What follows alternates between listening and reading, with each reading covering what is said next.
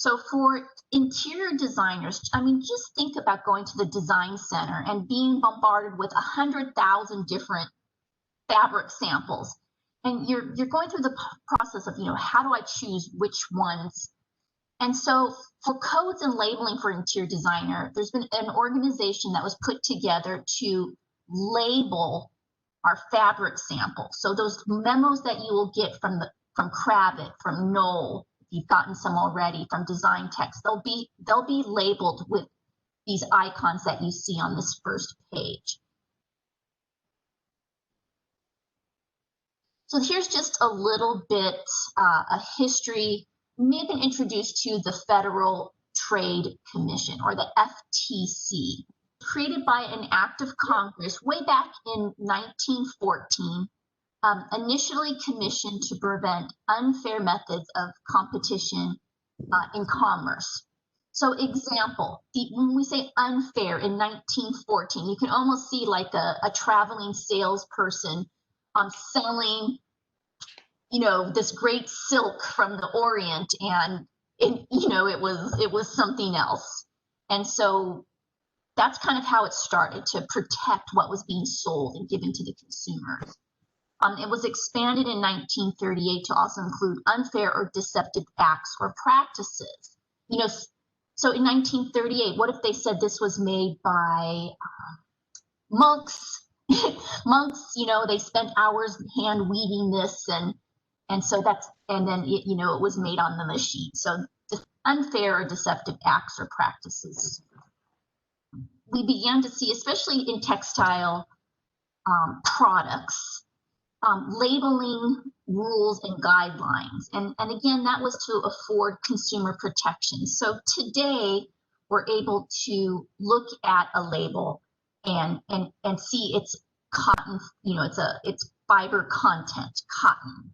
We can see how to care for these products. And so we see these labeling on our garments, as well as if you ordered that acrylic throw from Pottery Barn that I love so much, if I would have looked at the label, I would have known that it was acrylic and not wool.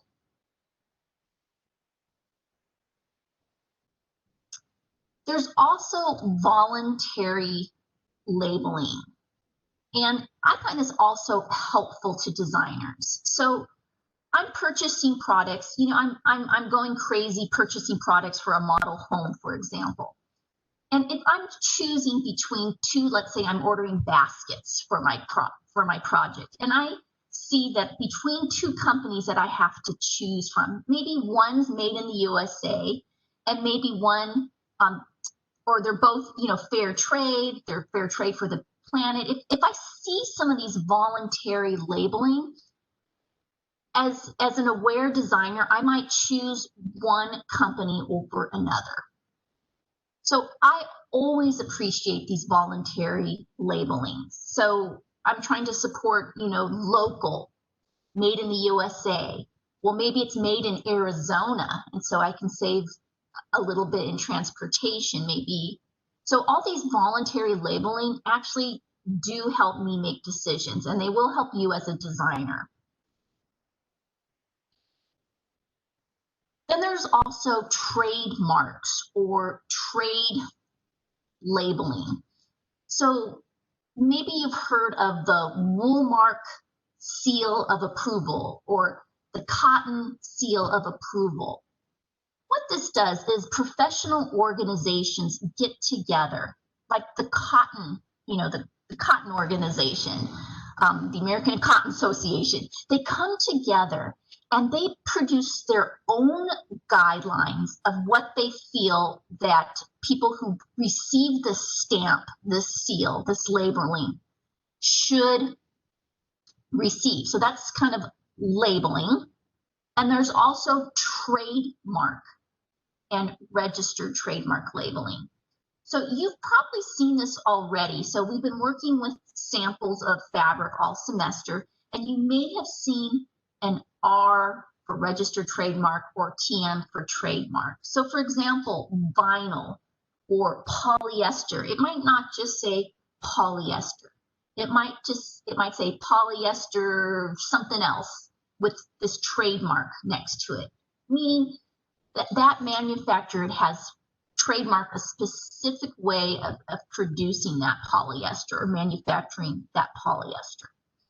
So trademarks for kind of the personalization of different parts of textiles, production, the fiber, and then also quality. So the quality here are the certifications. I jumped ahead a little bit. Labeling helps us to care for our fabrics. So true for garments and true for furniture. There's different cleaning codes on labeling, and these are what the different letters represent. W, use water-based cleaner. Spot clean this fabric with the foam only of water-based cleaning agents such as a mild detergent or commercial upholstery shampoo. Use sparingly and avoid overwetting. S, use solvent cleaner. Spot clean with upholstery. Clean only with dry cleaning solvent. So moving from cleaning with just a mild cleaner water-based to a solvent. So what we see on our garments, we see dry clean only.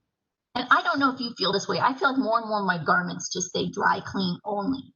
For example, you might have a polyester rug. You might have a nylon carpet. You might have a $10,000 wool area rug. You definitely want to check to see how to, address those different cleanings. And so as an interior designer, if there isn't a label, let's say on a custom area rug or something that you're supplying for your client, I include my cleaning specs. I include all of the specs for my clients because, 5-10 years from now, hey, I might be living in Hawaii and my client might have a question. So hopefully they can look at the file that I've created for them. So X means vacuum only. So for your wool rugs where you want to avoid excessive shrinking and spotting, silk, you're going to want to just vacuum that only. So you see in history, maybe if you are a history buff like myself, you see maids or people, the woman of the house, I guess, beating rugs, right? You see them outside and they're beating the rugs. Basically, that's before vacuums, and they're just removing the dust by hitting the rugs rather than using a cleaner. So moving to interior textiles, products, and fire, we do offer a codes class. So if you are interested, Phoenix College and Scottsdale do offer a class on interior codes.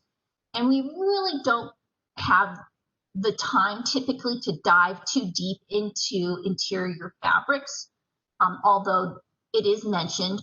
So today we're just going to really focus on fabrics and talk a little bit about those.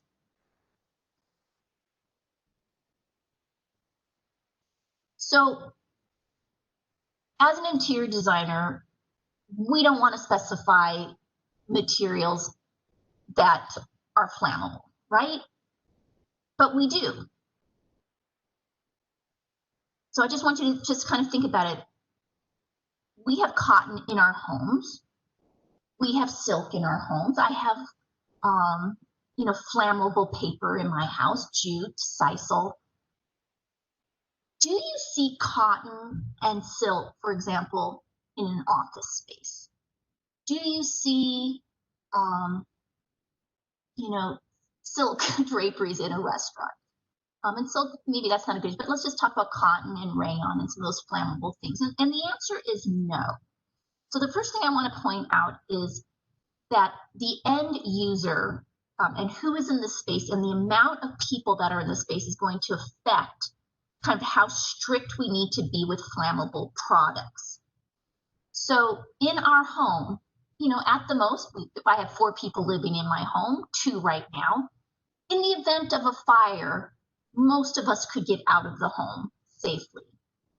But if I was in a space with 100 people, a conference room, a large gathering area, Well, that's going to be a lot harder for 100 people to safely exit the space. So when I talk about contract textiles, those are textiles for commercial, hospitality, and healthcare, those higher risk places where either people are gathering, assembling in large amounts, maybe they're sleeping like in a hotel and they need a little more time to exit. So that's what we're looking at today. So don't panic that you have cotton sheets. So stages of an interior fire. Stage 1, only the ignited item is burning. So if my fire started at the tree is burning. Stage 2, the fire has spread from the area of origin and it ignites other items. So it goes from the Christmas tree to my drapery panels right next to it. Stage 3 of a fire, the fire spreads beyond the burning room. In addition to flames, a significant amount of heat and smoke. So in our codes class, and I won't go over this too much, but in our codes class, we talk about major fires. And it's important to bring these to your attention because it's scary, right? It's scary to see examples of 165 people burning in a fire, right? So 1,100 people were dying. There wasn't proper exits. There wasn't proper material specified, and 165 people died in the Beverly Hills Supper Club. The Station nightclub, 450 people were gathering in the club, and you can see what looks like pyro. What are they called? Pyro electronics or what? You look like that's part of the show. That is actual parts of the building catching on fire during the show, and people couldn't exit in time, and there were 100 fatalities. So we think about this, and we think about, we want to do whatever we can to specify interiors, safe interiors, healthy interiors for the public. And it's not just the fire marshal's responsibility. It's the architect's, interior designer, and then the fire marshal, when he gives the permit, will hopefully review all of your work. So there was a Consumer Product Safety Commission that started in 1972. And it became part of different associations to develop standards for the prevention and loss of life and property for fires, and beginning to create some flammability standards. 6 standards have been created and another proposed as a result of the 1967 provisions and amendments. The standards are with their Code of Federal Regulations called the CFR. So this is where it started. Okay, this is where it started. And today as designers, we specify appropriate materials for commercial interiors. But let's just think about how it started. For flammability, these 6 standards. For children's sleepwear, 0 to 6. And then children's sleepwear, 7 to 14. So our children's sleepwear, so pajamas that we purchase for our little kids, have these flammability standards that they will not ignite. So pajamas that we buy for our children might have a different fiber content or have a different finish for flammability than our garments that we have as an adult. So I'll just share with you a little story about, and you probably all have them, about my kids screaming because I was wearing a beautiful white Victoria's Secret's terry cloth robe, right? Beautiful. I just got out of the shower and I was making my kids macaroni and cheese. And I turned around to talk to the kids for a second as they came into the kitchen. And I heard screaming and I turned around and my robe had caught on fire because I just briefly bumped against my gas range, and so it had an open flame. And my kids were screaming because literally my whole back of my robe in a second was on fire, and then it cinched my hair. So I just dropped the robe, you know, and put it out on the tile, and all was well. But you can think about why they started, you know, kind of thinking about this with children, because maybe children wouldn't be as smart, drop the robe, roll, things like that. Then it moved to making sure that there were standards for large carpets and rugs, small carpets and rugs. And what about mattresses? So that makes sense that there has to be some type of smoldering resistance and flame resistance on mattresses, because people fall asleep. Maybe they don't wake up if they are smoking a cigarette in bed or something like that, and the bed burns, or maybe they're passed out on the bed, and so then they started creating. Then for upholstered furniture, that became proposed. Today for interior design, for all commercial and contract materials, we need to think about smoldering resistance, flame resistance, and eventually maybe there'll be a proposal for standards for residential use as well.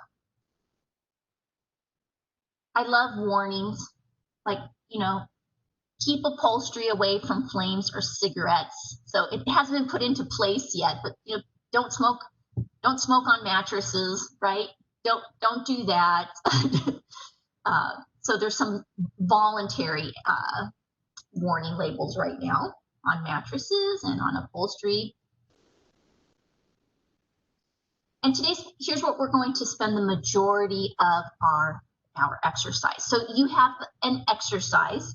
So while you're listening to, I'm asking you to write a definition and how each one of these icons are determined, and you know, what do they mean and what do they stand for.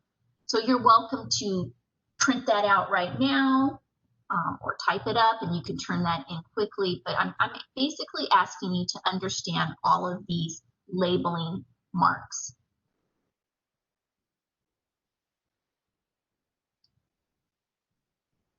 So these 5 symbols, and I'll just read, give architects, designers, and end users a vast amount of performance information in a succinct, I love, visual way. Look for these symbols on ACT, which stands for the Association of Contract Textiles, and you're going to look for those on labeling of contract textile samples, and you're going to be able to quickly see if it's appropriate for commercial use. And the truth is if it has 1, 2, 3, 4, 5, you're good to go. If it's missing 1 or 2, you might want to research a little further. So the Association of Contract Textiles. For contract or commercial upholstery fabrics, members of the industry created the association in 1985.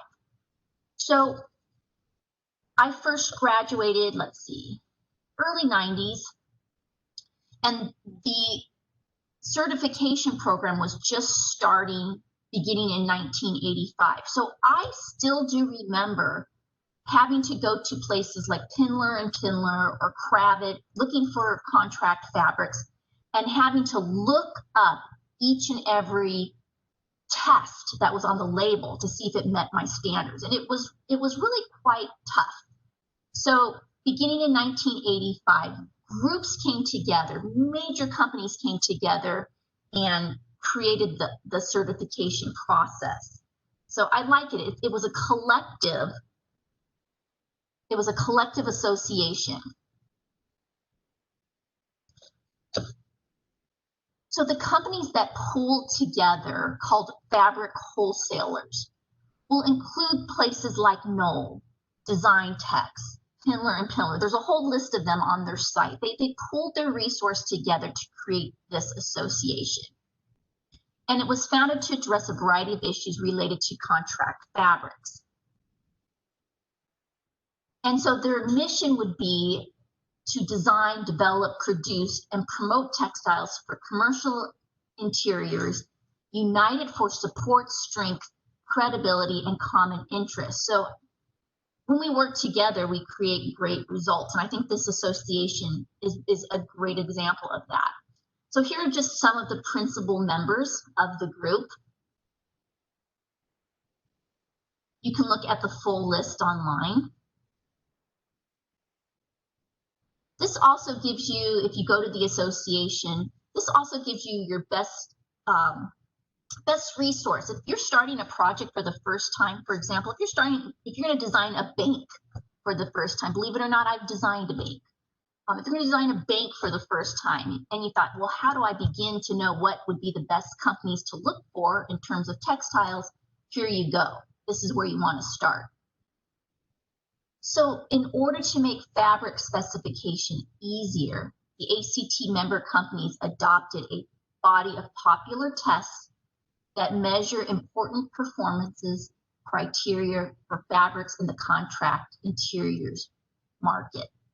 So again, thinking about me when I was, 18 or 19, like some of you, and I had to look up these popular tests. And then I had to see if the popular tests were on the label. So they're getting this, putting everything together for you. They're adopting the popular tests.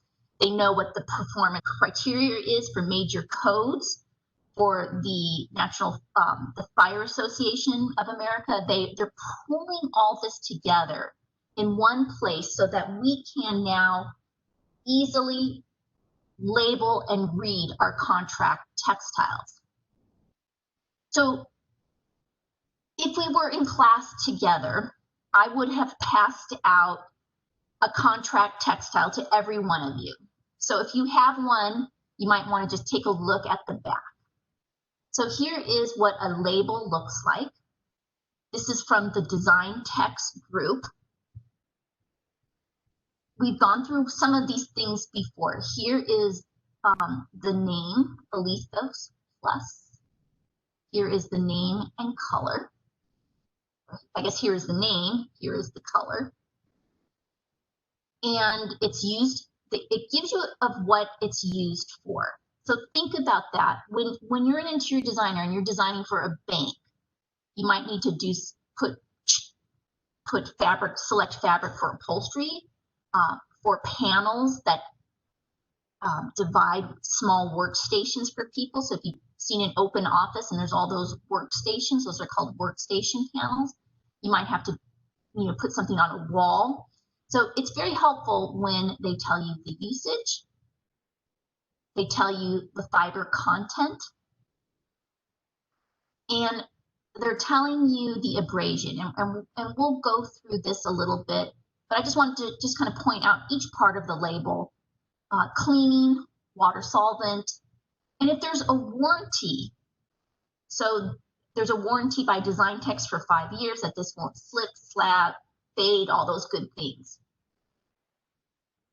But here's what we're going to look at today. The fabric meets or exceeds these ACT performance standards. And so 1, 2, 3, 4, 5. We're going to go through each one of those. So instead of having a monster list of tests that this fabric has been put through, I can quickly see, there you go. So we're going to look to see exactly what do each of these symbols mean. And in your assignment, I'm just asking you to tell me what each symbol means and turn that in. So the first symbol looks like a flame. And so let's talk about flammability. Flammability means the measurement of a fabric's performance when it is exposed to specific sources of ignition. ACT guidelines specify different flammability tests dictated by the intended end use for the fabric. So there's a test for upholstery, and if you take the codes class, you'll begin to see a little more why these are important. So there's a different test for fabrics that you're going to use on your upholstery, where typically a flame might occur if someone drops a cigarette, let's say a cigarette on a booth in a restaurant. There is a different test for direct gluing. So maybe a fabric that's going to be direct glued to a wall. There's a different test for that. There's a test for wrapped panel and upholstered walls. So upholstered walls, different than direct gluing, means that there's some padding underneath those. So wrapped panels and upholstered walls have a different test, as does drapery. So chances are that a fire on a fabric on a drapery treatment, the chances are that a little cigarette isn't going to cause that, but probably an open flame from a candle or an open flame, maybe a tree caught on fire or something like that. So there's a few different tests for the intended end use. So we'll take a look at a couple. So these are the most widely accepted tests. For the test for upholstery and seating would be the California Technical Bulletin 117, small scale, Section E, Class 1 pass. This is a vertical flame test measuring the ease of ignition and the burning weight when the small open flame hits the surface of the test fabric for 1 second. So it's just describing the test and that it passes if these things happen or if the fabric does not ignite. So basically passing a little flame on that fabric. But then there's also a test called the ASTM E8403. This is called the tunnel test. The tunnel test is a test method, and it is commonly called the tunnel test, and it can be performed under 2 different methods, adhered or non-adhered, where the only difference is the specimen preparation. So what this is this, instead of just putting a little flame on a fabric, this test has a complete apparatus and it simulates a corridor. So this test looks like a long tunnel, right? Like a hallway. And the testing procedures and results are used to assess flame spread and smoke generation. In each instance, the fabric is placed in the ceiling of the test tunnel, and then they test the fire spread. So you can see why this test is more important for fabrics that you might be placing or on a surface in a long hallway. So the assignment that we're doing together, which is activity 17.1, we're just explaining the definition. Do we put the definition in our own words, or do we just say it from your quote? You can cut and paste and if you want to. But basically, so you're going to do flammability. And so we're talking about, how does it ignite and how does it resist? How does it ignite? How does it react when presented with a flame? So what I would want you to do for flammability is that there is one for upholstery, there's one for corridors, and then there is one that measures in this case ignition resistance of the fabric after it is exposed to a flame for 12 seconds. The flame char length and flaming residue are recorded. So these are different tests. So for upholstery, for hallways, and now for vertical draperies. So that's what I would like you to put for the first one, how it reacts to a flame and how it's measured. And so I would like you to put those 3 tests. So there's also, so what does this look like? That looks like a painter's palette. So this symbol talks about wet and dry crocking. So this is what I would want you to say. This symbol represents wet and dry concrete, crocking, which is the transfer of dye from the surface of a dye or printed fabric onto another surface by rubbing. And that can happen when it's wet, or that can happen when it's dry. So these are different tests. Again, these aren't as important as knowing the different flame tests for codes, but it is important to know that you're not going to be specifying something that's going to transfer color. What about color fastness? So you're designing the outdoor seating area for the remodel of the Phoenician. Then I have a good project for you. So you want to select something that has a great color fastness to light, a material's degree of resistance to the fading effect of light, right? So you want to make sure, and so there's a symbol of a sun. So you want to make sure that for the Phoenician, if there's a beautiful purple bergère chair, you know, that's in the middle of a window, that you don't want to specify silk. You want to specify something that's contract grade, that won't burn, that won't crock, and that won't fade. So now you're going to look for color fastness with that light symbol. And physical properties. Bobby's designing a new classroom for Phoenix College for her internship. She wants to make sure that it's not flammable, that it won't crock. So we're going to select some upholstery for our lobby, which we need to do in our Dalby building. And she wants to make sure that it won't fade because that lobby is exposed to a lot of light. And she wants to make sure that there's great physical properties. So in a lobby, there's a lot of use. So this is the sheriff's badge, the physical properties. It's strong. And so those physical properties can include that it won't pill when it's brushed. So we know that our clothing, our garments, they often pill, but we don't want that for our lobby. We want to make sure that they don't break the fibers and there's not seam slippage. So pilling, making sure that there's no fuzzy balls over time, making sure that it doesn't stress or break when it's exerted or pulled under tension. And we want to make sure that when the fibers and the yarns are woven into a textile, that they don't pull apart at the seam. So it has our little sheriff's badge right there, if all is good for physical properties.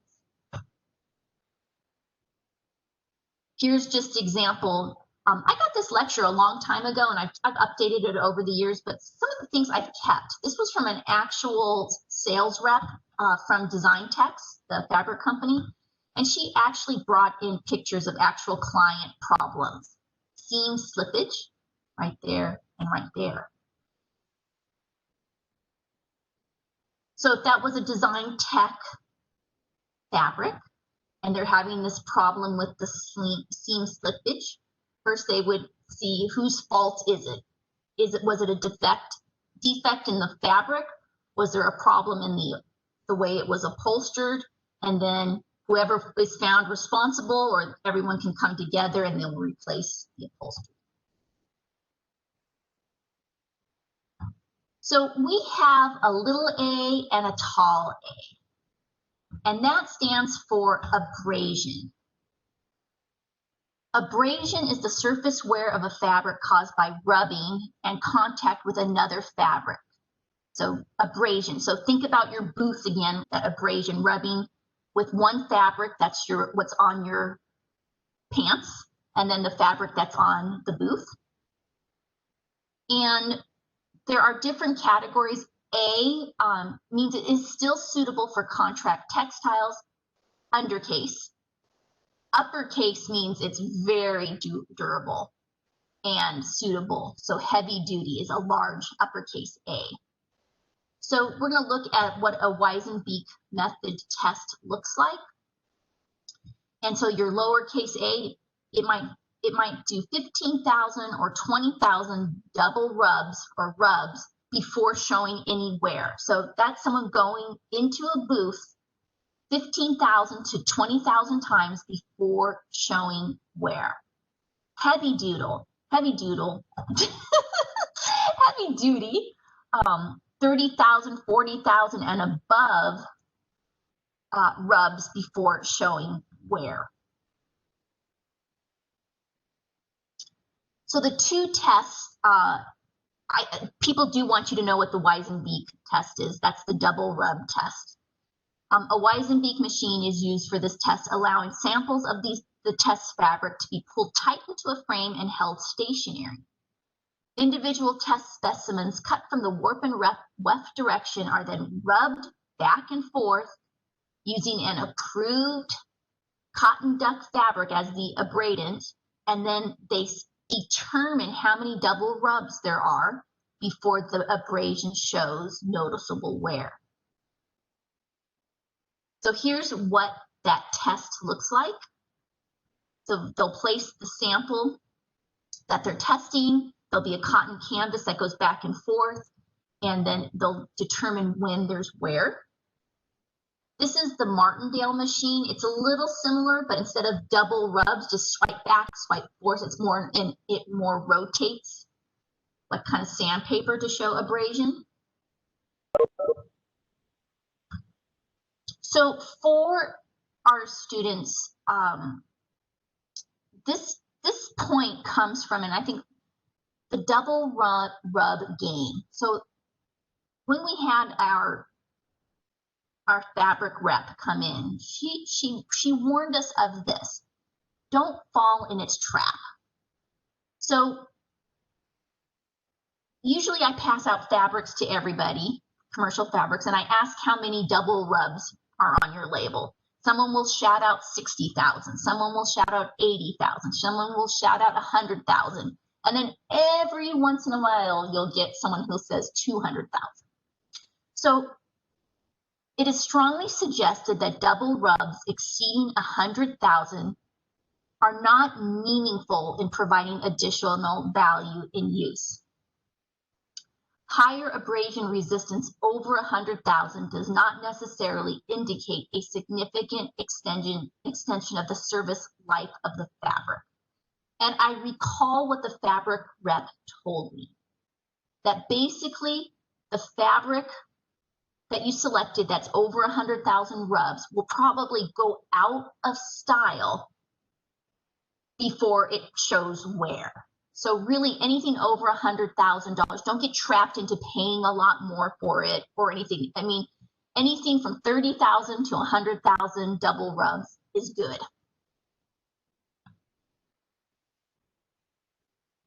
So here are just a few more tidbits from the sales rep.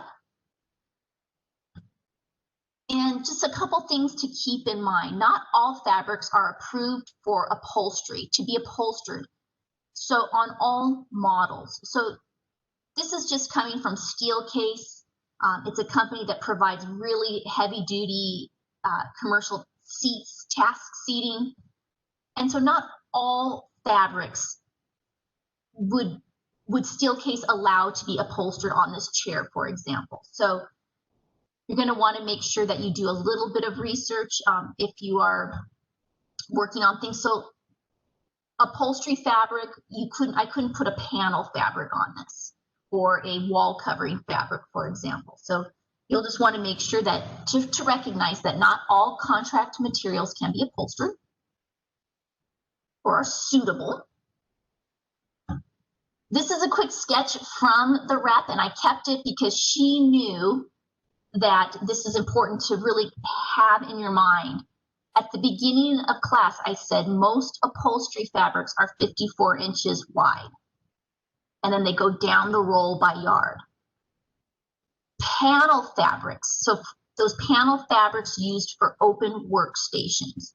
And then, of course, draperies can be 54 inches wide or 118 inches wide. And I think I brought that to your attention. So that wide length is so that when you're doing draperies with a sheer fabric that you don't show seams. So that's what that is for.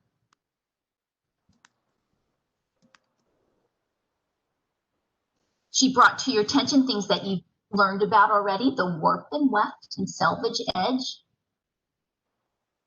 a little bit about railroaded samples.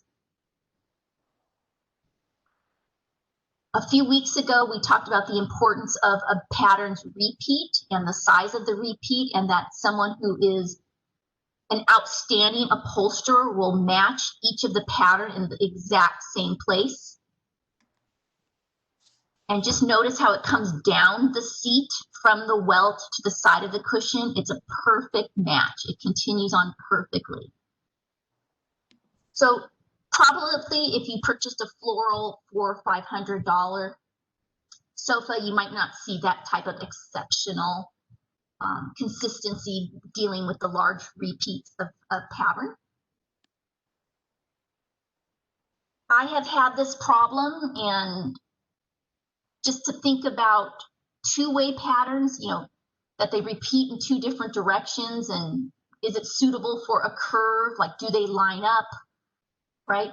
So you have to think about that as an interior designer.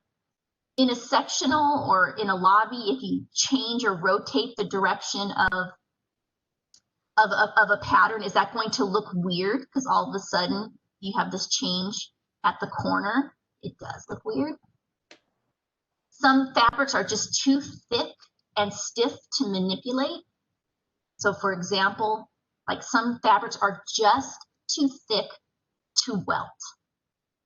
So my custom restaurant that I designed, that part of that was a train car. And we had very little room, but we wanted to have some cushions on the train seats. And the fabric was too thick to create a welt. The client kept saying, we want a welt, we want a welt. And I kept saying, but we can't do a welt. Maybe we can do a little braid or a cord. No, we don't want that. Well, maybe we can do little nail heads to finish the edge. No, we don't want that. We don't want a welt. And so they paid for new fabric to have a contrasting thin welt put on it, because the thick vinyl, right? The vinyl, it was just too thick to do a cord. So something to consider also as an interior designer. I've had these problems. If you have an inferior fabric or even the upholstery that's underneath it, you will have poor memory. So if you sit on something, it doesn't bounce back to a nice tight cushion. So these are all projects in Phoenix, Arizona that have had bad problems. There's your vinyl seat, there's your more upholstered back. A glue test, if you're gluing directly to a surface, is that going to bleed through? Are fabrics going to wrinkle, puddle, and pucker? So before I exit, you will be doing a commercial or hospitality project for the first time sometime. Hopefully you will be working for a design firm that can help you. If you're not, if you find that you just got a restaurant project and you've never done one before, use the reps. Use the design text reps. Use the Kravet reps. Just grab as many people as you can. They are happy to help you. It does not show that you are a weak designer. It shows that you are a strong designer. You are an information gathering designer.